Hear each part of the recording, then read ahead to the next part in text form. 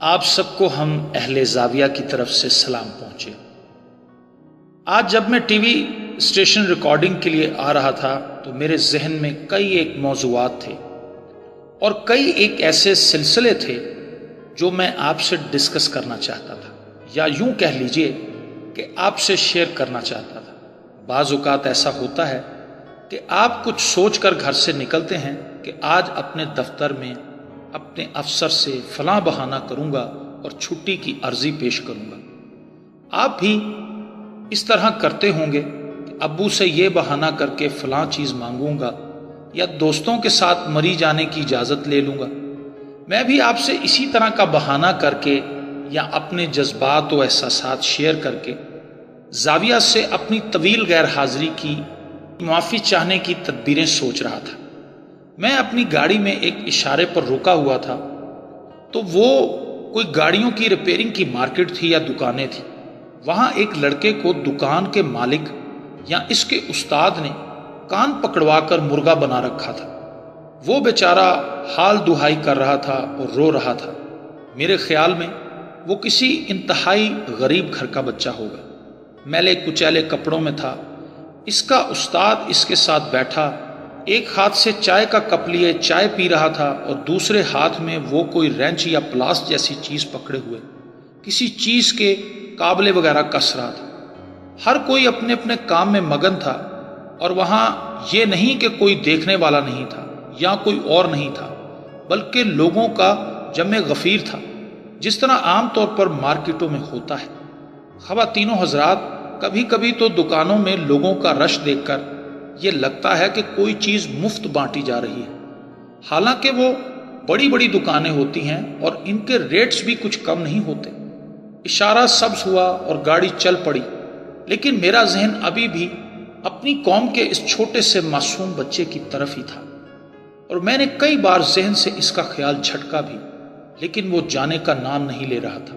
میں نے سوچا کہ اس کی عمر بالکل ہماری اس عمر کی طرح سی تھی جب ہم اپنے دوسرے ساتھیوں کے ساتھ مل کر بستہ تختی ہاتھ میں لیے اسکول جایا کرتے تھے، اور میری ماں میرے بستے میں ایک روٹی کے اوپر رات کا بچا ہوا میری پسند کا سالن اور مکھن کا پیڑا رکھ کر دیا کرتی تھی تاکہ میں اسے آدھی چھٹی کے وقت کھا لوں۔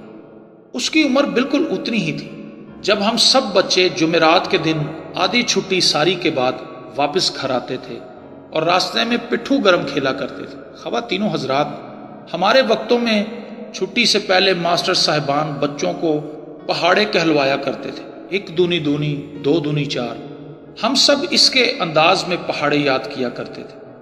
تختیوں پر خوش خطی کا مقابلہ بھی ہمارا من پسند ہوا کرتا تھا، اور اسکول سے ہفتہ وار چھٹی کے دن محلے کی تائی کے گھر جانا ہمارے لیے ایسے ہی تھا جیسے ہم لوگ اب لندن امریکہ جانے کی تمنا کرتے ہیں۔ تب ہمیں کیا معلوم تھا کہ یہ اقتصادی بوجھ کس قدر بھاری ہوتا ہے جو انسان کے جمع اور توانا ہونے کے باوجود اسے جھکا دیتا ہے اور کمر دوہری کر دیتا ہے۔ اس بچے کو دیکھ کر مجھے یوں لگا کہ میری تختی اور میرا بستہ چھین کر مجھے وہاں مرغا بنایا گیا ہے، اور میں نے سوچا کہ آپ سے مل کر اپنی معافی کی بات کرنے کی بجائے آج میں آپ سے اس موضوع پر بات کروں گا۔ شاید ایسا کرنے سے میرے دل کا یہ تازہ تازہ بوجھ ہلکا ہو جائے۔ پیارے بچوں، ٹینشن اس بات کی نہیں تھی کہ اس لڑکے کو اس کے مستری استاد نے مرغا کیوں بنایا ہے۔ ظاہر ہے اس نے کوئی غلطی کی ہوگی یا کام سیکھنے میں کوئی کوتاہی کی ہوگی۔ مجھے یا میرے ذہن میں یہ مسئلہ تھا کہ آخر کوئی اور بزرگ یا دوسری دکان کا استاد اس کے استاد کو یہ کیوں نہیں آ کر کہتا کہ اسے آج چھوڑ دو، اسے معاف کر دو، یہ آئندہ غلطی نہیں کرے گا۔ میرا دل کہتا ہے کہ اگر کوئی اسے معافی دلوا دیتا تو وہ لڑکا دوبارہ وہ غلطی نہ کرتا جس پر اسے سزا ملی تھی۔ ہم آئے روز چائلڈ لیبر کے خلاف باتیں کرتے ہیں، بڑے بڑے ہوٹلوں میں سیمینار منعقد کرتے ہیں، وہاں لمبی لمبی تقاریر ہوتی ہیں، چائلڈ لیبر کے خلاف جنگ یا جہاد میں فنڈز لیے جاتے ہیں، لیکن وہ فنڈز خرچ کہاں ہوتے ہیں؟ وہ نظر نہیں آتے۔ ہمارے رویے بہت بدل گئے ہیں۔ ہم معاشی گھٹن، تنگ نظری کی زیادتی اور عزت نفس کی دستیابی کے فقدان کے باعث کچھ تشدد پسند ہوتے جا رہے ہیں۔ میں نہیں کہتا کہ آپ پر یا مجھ پر اقتصادی بار نہیں ہے، یا میرے پیارے وطن پاکستان کے عوام کو وہ عزت نفس مل گئی ہے جس کا انہیں نہ صرف وعدہ کیا گیا تھا بلکہ یقین دلایا گیا تھا، اور وہ بھولے بھالے لوگ اپنے آپ کو لٹا پٹا کر گھر بار عزیز و اقارب چھوڑ کر ایک ایسے وطن میں آ گئے تھے جہاں انہیں محبت، انصاف اور عزت ملنا تھی جو پہلے سے حاصل نہ تھی۔ ان سے ہم نے بھی وعدے کیے۔ ہم اس وقت اسٹوڈنٹ تھے اور گھر گھر جا کر تحریک پاکستان کی حمایت کے لیے لوگوں کو تبلیغ کیا کرتے تھے، اور آج جب کسی کوچوان کو کوئی کانسٹیبل کالر سے پکڑ کر مار رہا ہوتا ہے تو مجھے یاد آتا ہے کہ ہم ان لوگوں کے مقروض ہیں جن سے ہم نے عزت نفس کی بحالی کے وعدے کیے تھے۔ آئے روز لوگ شکایت کرتے ہیں کہ جی پولیس والے بڑا تنگ کرتے ہیں، مزدور آجر کے رویے سے نالاں ہیں، اینٹیں لگانے والا ٹھیکیدار سے پریشان ہے۔ اپنی جگہ پر سب ہی ناخوش ہیں، لیکن جو بات سوچنے کی ہے وہ یہ ہے کہ کیا ہم خود ٹھیک ہیں؟ اگر کوئی ہمارا ماتحت یا ہم سے کم تر کوئی غلطی کرے تو کیا ہم اسے معاف کر دیں گے؟ کیا سراج الدین چپڑاسی میرے لٹھے کی سفید قمیض پر کانپتے ہاتھ سے چائے گرا دیتا ہے تو کیا میں اسے کہوں گا کہ بابا سراج کوئی گل نہیں، تو جا، اے قمیض پھر ٹھیک ہو جائے گی، پر جے تینوں میرے کسی گل دا برا لگیا تو وہ کدی نہیں تلنا۔ خواتینوں حضرات، یہ سوچنے کی بات ہے ہم اتنے متشدد کیوں ہیں؟ ہم انسان ہو کر کسی پولیس والے سے تعلقات بنا کر یا اسے کوئی پیسے ویسے دے کر کسی انسان ہی کو الٹا لٹکوا دیتے ہیں۔ ہم نے معاف کرنے کی اپنی عظیم مثالیں کیوں بھلا دی ہیں؟ ہمیں وہ خداوند کریم کا فرمان کیوں بھول گیا ہے؟ تم میں سب سے اچھا مسلمان وہ ہے جس کے ہاتھ اور زبان سے دوسرے مسلمان محفوظ رہیں۔ ہم نے ان تعلیمات سے فراغت کیوں پالی ہے؟ ایک بڑا ملک چھوٹے ملک کو نگلنے کے چکر میں کیوں پڑ گیا ہے؟ ہمارے بابے کہا کرتے ہیں کہ اگر خوش رہنا ہے تو دوسروں کو خوش رکھنا سیکھو۔ ایک بار ہم نے اپنے بابا جی سے کہا کہ سائیں جی، ہم تو بہت کوشش کرتے ہیں کہ ہم دوسروں کو خوش رکھیں، اپنے ماتحتوں سے بھی حسن سلوک کرتے ہیں، کبھی کبھی کسی فقیر کو بھی 2-4 آنے دے دیتے ہیں، لیکن ہم خوش نہیں ہوتے، ہمیں خوشی میسر نہیں آتی۔ اس پر بابا جی کہنے لگے، نوٹ۔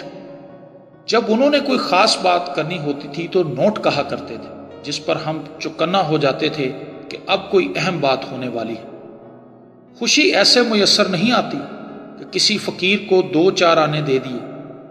خوشی تب ملتی ہے جب آپ اپنی خوشیوں کے وقت سے وقت نکال کر انہیں دیتے ہیں جو دکھی ہوتے ہیں، اور کل کو آپ کو ان دکھی لوگوں سے کوئی دنیاوی مطلب بھی نہیں ہوتا۔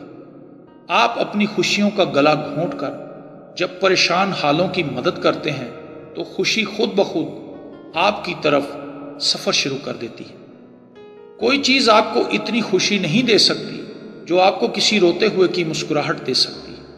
خواتینوں حضرات، آپ کو حضرت عمر رضی اللہ تعالی عنہ کی خلافت کا وہ زمانہ یاد ہوگا جب وہ اپنی نیند چھوڑ کر ضرورت مندوں کی خبر گیری کو نکل پڑتے تھے، اور آپ سوچ کر اندازہ لگائیں کہ جب خدا کا ایک جلیل القدر بندہ خلیفہ وقت اور ایک بہت بڑی فوج کا کمانڈر درد مندوں کے دکھ بانٹنے کے لیے مدینے کی گلیوں میں پھر رہا ہے اور سارے سو رہے ہیں۔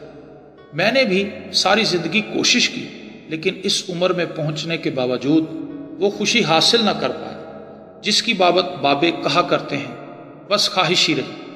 لیکن مجھے یقین ہے کہ آپ ایسی خوشی کی تلاش میں ضرور نکلیں گے اور پہلے کی نسبت اپنے رویوں کو نرم خوئی کی طرف ڈھالیں گے۔ اپنی سمتیں درست کرنے کا وقت ہے، رویے درست کرنے کی ضرورت ہے۔ اگر ہم اسی ڈگر پر چلتے رہے جس پر میں چلتا رہا ہوں تو پھر تشدد بڑھتا جائے گا، ہر کسی کو انفرادی طور پر ٹھیک ہونا پڑے گا۔ میں اپنے ان معصوم بچوں کو دیکھ کر پریشان ہو جاتا ہوں جو ٹی وی پر انگریز پہلوانوں کی لڑائی، جسے ریسلنگ کہتے ہیں، دیکھنے کے لیے بےتاب رہتے ہیں۔ بچے ہی نہیں، ہم سب ایکشن فلموں کو پسند کرتے ہیں۔ ایسے ڈرامے اور فلمیں پسند کی جاتی ہیں جن میں ایک ہی شخص بڑی سی گن سے کئی دشمنوں کو پھڑکا رہا ہوتا ہے، جو بندے مار رہا ہو اسے ہیرو کہا جاتا ہے۔ اسی طرح آج کا ہیرو امریکہ بنا ہوا ہے، کیونکہ وہی تو زندہ بندے مار رہا ہے اور اس کے پاس بندے بندے مارنے کے لیے بڑے سے بڑا اسلحہ اور توپیں ہیں۔ ہم ایسے کیوں ہو گئے؟ ہمیں سوچنا ہی پڑے گا، طبیعت میں دھیما پن لانا ہی پڑے گا۔ ہمیں ایسا ہونا ہوگا جو مفکر پاکستان کہہ گئے، ہو حلقہ یاراں تو بریشم کی طرح نرم، ہو حلقہ یاراں تو بریشم کی طرح نرم، رزم حق و باطل ہو تو فولاد ہے مومن۔ لیکن ہم تو حلقہ یاراں میں فولاد سے زیادہ سخت بننے کے لیے کوشاں ہیں۔ آپ آئندہ پروگرام میں مجھے سوچ کر بتائیے گا اور میری ہیلپ کیجیے گا کہ ہمیں بریشم بننے کے لیے کیا لاہ عمل اپنانا ہوگا اور استادوں کو چھوٹوں سے کس طرح کا سلوک روا رکھنا چاہیے۔ لیکن میرا اندازہ ہے کہ ہمیں اپنے رویوں میں محبت اور نرم ہوئی شفقت لانے کے لیے خود سے ہی ریسلنگ کرنی پڑے گی اور اپنے وجود کے اندر ہی WWF جیسی صورتحال پیدا کرنی پڑے گی۔ اپنی خواہشوں سے اپنے وجود اور روح کے اندر ہی ریسلنگ کرنا پڑے گی، پھر کہیں جا کر ہمارے وجود اور ہمارے چہرے پرسکون ہو پائیں گے۔ اللہ آپ کو آسانیاں عطا فرمائے اور آسانیاں تقسیم کرنے کا شرف عطا فرمائے۔ اللہ حافظ۔